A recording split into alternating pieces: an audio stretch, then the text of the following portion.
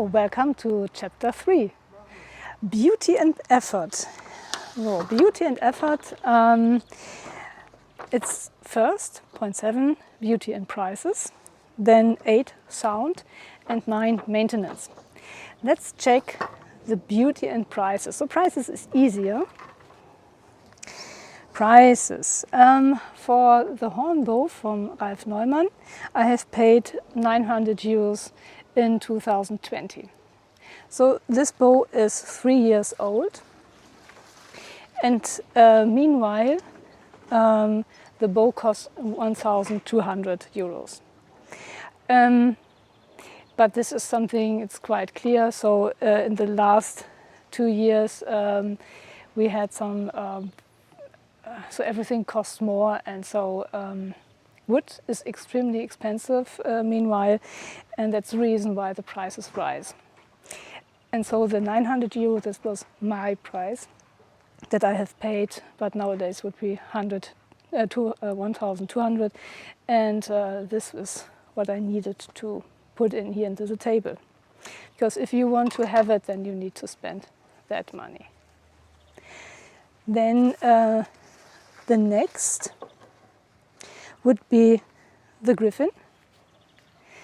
Indeed, I didn't pay for this bow with money, so I have created a quiver set. And so this is then, so I need to take the prices I see on Rob's website, and in total the bow you see here would be 550 pound, not euro. And this even more than euros. So 550. And the Biocomposite is with euros, it's 460 euro. Usually it's like that. If Csaba has created a bow, he puts it on his website, and then you can get it from there. If you want to have it decorated, then you need to tell him. In this case, I didn't know, and that's the reason why there's no painting on it. But you can ask for it, yeah, of course. Yeah, so this is the price. So this is one is the cheapest one, so the most affordable, and the others are, so the Griffin is a bit more expensive, and of course the Hornbows. Hornbows are also always expensive, so 1,200 euro is very valuable already. So if you order a bow at another known horn bowyer, then it's more than 2,000 to 2,500 euros. So this is approximately the amount of money you need to spend on a hornbow made by a known bowyer. Right, so price-wise, the Biocomposite wins. How about beauty? This is really hard to say. So we have no bow that has some kind of painting on it. So I cannot pay attention to any kind of extraordinary painting. Beauty is always in the eye of the one who looks at it. So it's personal taste. And in my point of view, they are all winners. So there is no one superior than the other, or for the other. So, for example, if I take this hornbow, yeah, you see, okay, the shape is not as beautiful as with the other two. Okay, that's fine, and I agree. But the quality of the build is very good. So maybe you have a look at this. So here we have the sinews, and there is a rawhide, like for the quiver we have, a rawhide put onto it. So this is very smooth. We have a very nice transition here with the horn into the wood. It's all sanded very nicely, so there are no hard edges, not even here, and it's very pointy. Here the transition area is sanded down, it's all smooth. Even the edgy handle is not edgy. So there is nothing that hurts you. Yeah? So I can even put it in here and there is nothing you can see here. I didn't need to modify this handle. The bow is exactly as it came. Even the silencers came with the bow. The wrapping Ralf has done are very good, so they don't slide off. Yeah, so I never did anything here. Yeah. This bow in this design has been crafted excellently, and there's nothing to complain about it.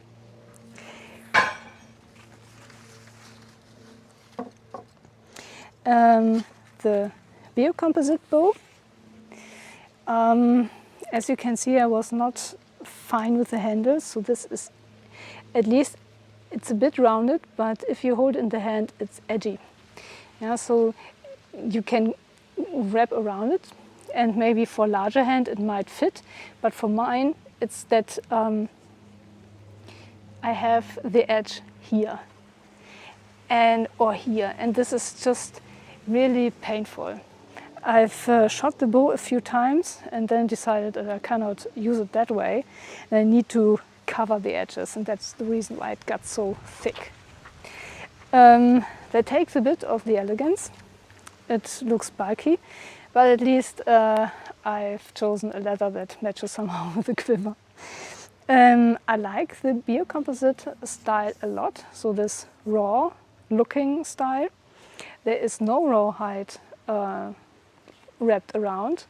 We have this processed horn, so this is not grown this way. And we have here layers inside. Of course, this is all fine. So we have this sinew wrapping here, and I like the style as well. So these horn plates are nice, and horn plate here as well. So you do not need some kind of protection here because there's already horn. And that's cool. But the handle shape bothers me. So then the Griffin, nothing to complain about. Yeah, so this is a beautifully laminated bow that you can trust on. Very nice with these kirinyte accents here as a reinforcement for the tips. Very nicely looking. And the leather here feels awesome, so it feels soft and you have a good grip. The ray skin is just beautifully matching the color of the handle. The kirinyte and the wrapping fit excellently, so it looks like that you have dripped the tip into the blood of your enemy. And yeah, it's a very, very beautiful bow, and yeah, nothing I can complain about. What happens sometimes with Rob's bows is that you see here then some kind of flakes or something. This is the varnish he has. You can just sand it off if it bothers you. It doesn't have any effect, so it's just optics. Yeah, nothing to do with anything, and so far it's not yet visible here. Yeah, so this bow again. Yeah, we have two winners, and I need to be picky on this one because of the original handle of the Hungarian bow. Point 8, sound. The sound of the Hornbow.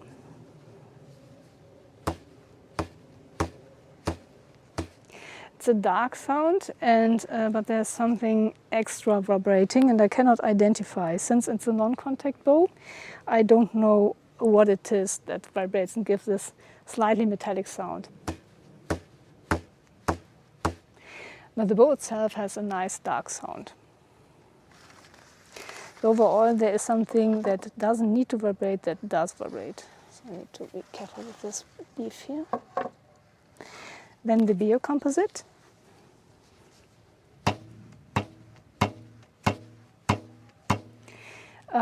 A much brighter sound, with a nice resonation.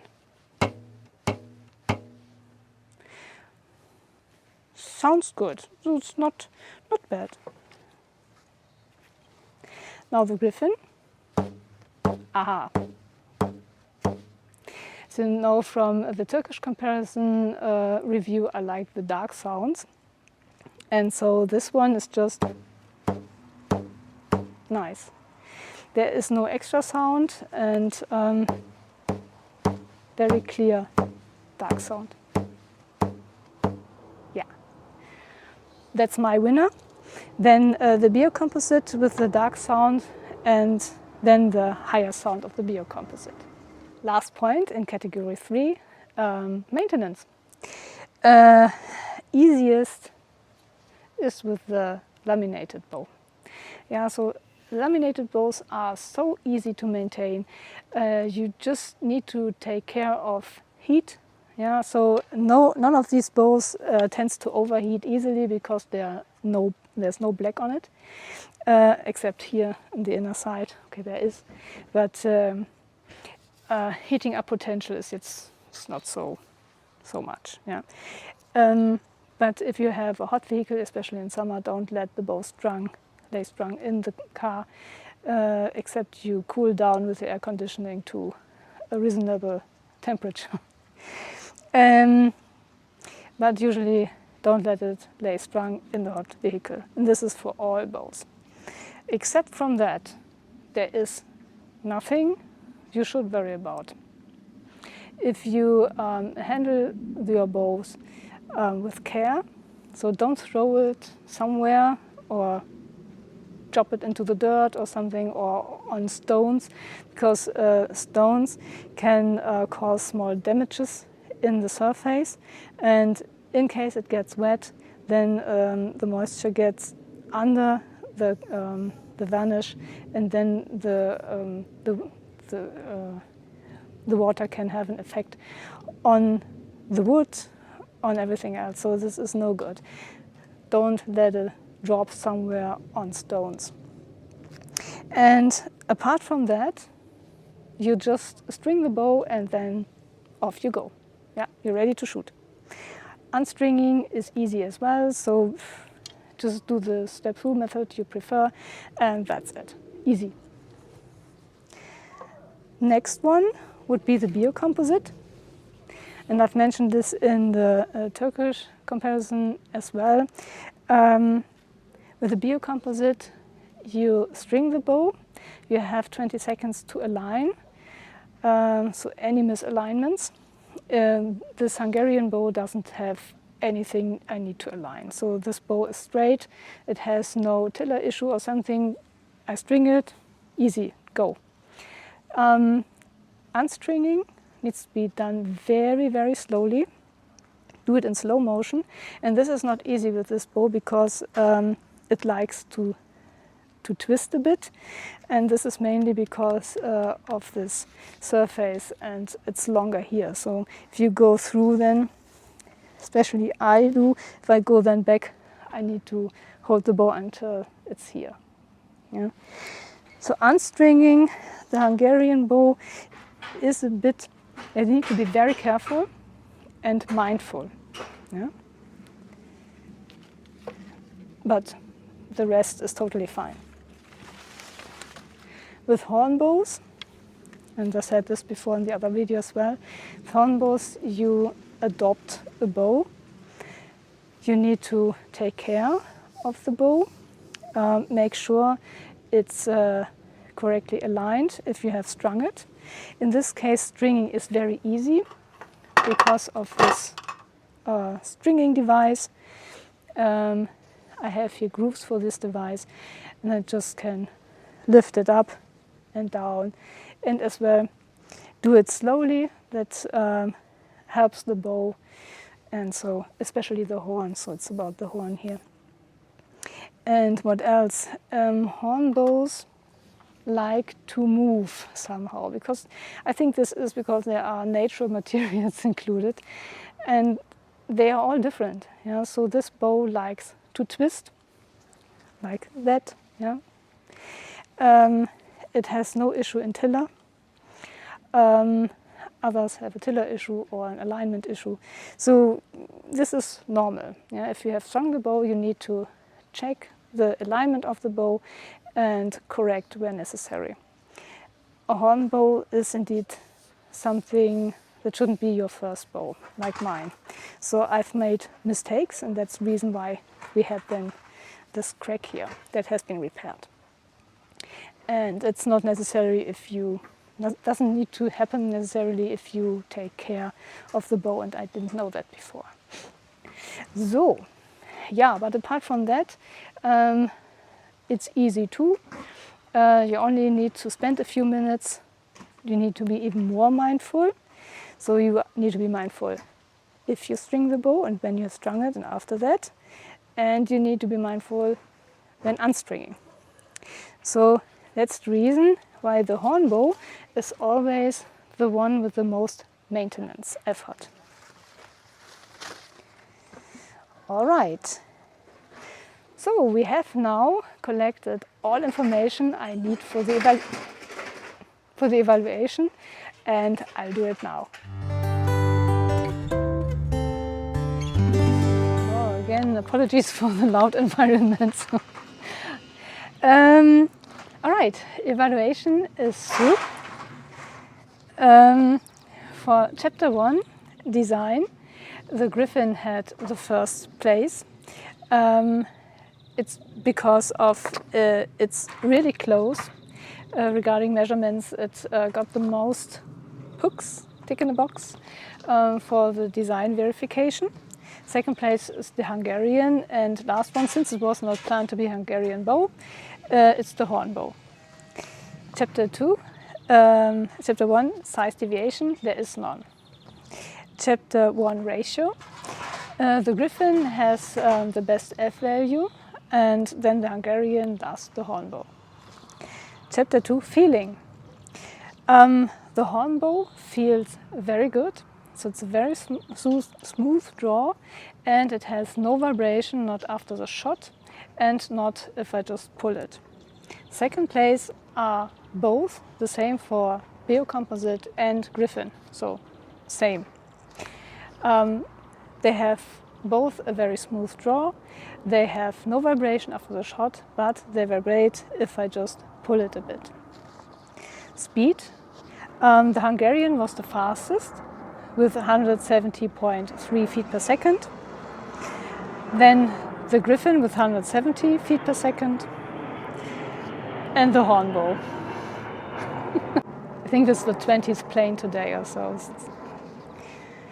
And the Hornbow with 169.3 feet per second. Chapter 3, beauty. As I said before, it's hard to distinguish, so I took this handle topic. That's the reason why the handle is now rounded up by myself. That's the only point I'm not very fond of, and that's the reason why the Biocomposite has the second place, but Hornbow and laminated bow, the Griffin, have both first place. Chapter 3, price. Obviously the Hungarian is the one where you need to spend less money with regards to the others. The Griffin is the second because you need to spend £550 for this bow, and the Hornbow is of course the most expensive bow, but this is clear for every Hornbow. Yeah. So chapter 3, sound. I like the sound, so this is in my personal taste, I like the sound of the Griffin the most. It has a nice dark full sound. Then the Biocomposite is, the Hornbow is also a dark sound, but there's a bit of extra where I do not know where it's belonging to. And the Biocomposite is a bit higher, so it's, yeah. Also nice, it's a clear sound, but it's higher, so if I like the dark sound more. So maybe this is different for you. And maintenance, the laminated bow always wins. If there is not even an easier bow, like for example a Simsek bow or something. But in this case, The Griffin is the laminated bow and easy to maintain, so it's nice, yeah, always. Hungarian, you need to be mindful after unstringing, and Hornbow you need to be mindful at stringing and unstringing. And in this case, the Hungarian bow, you need to take care of that the bow doesn't roll away if you string the bow. It's easier if you have done the modification like I did, then you have a broader surface to lean against the leg, and that makes life a lot easier. Otherwise, it's very hard to string. Yeah, in total, that means that for every first place, the one gets 3 points, for the second 2 points, for the third 1 point. And for 3 bows you can expect a lot of points. And indeed there are. The Hornbow gets 13 points, the Biocomposite 17 points, and the Griffin 18 points. And you see the laminated Griffin and the Biocomposite Hungarian are very close by, so 17 versus 18 points, so this is not much. And this is probably mainly depending on my personal taste regarding the sound. And yeah, you can choose whatever bow you like, and but that would be the evaluation of my comparison as I see it.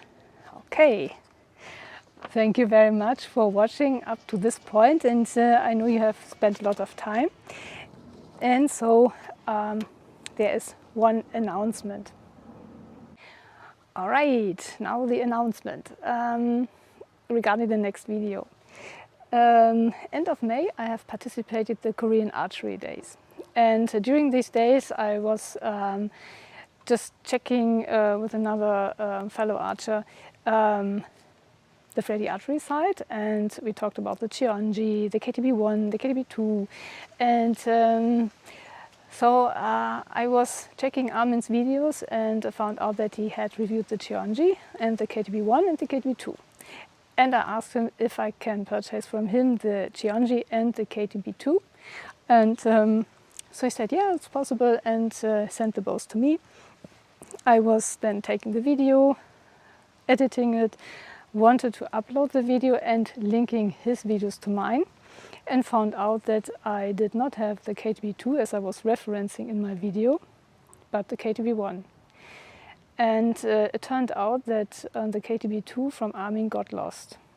And this is very sad, so Armin was very sad about it. And so I needed to order a new one, and that arrived on Wednesday. But this bow has some kind of defect. If you pull it, the string is not aligned anymore, but goes to the side, so the top limb twists. And I'm now in clarification with Freddy how to deal with this. And I plan for a comparison video of Korean traditional bows in approximately 2 weeks. So, fingers crossed, maybe it will be with the KTB2 or without. So, we'll see. And yeah, thanks everybody for watching. Have a great weekend and a good start into the week. And as always, fingers crossed for our friends in Ukraine. Bye-bye.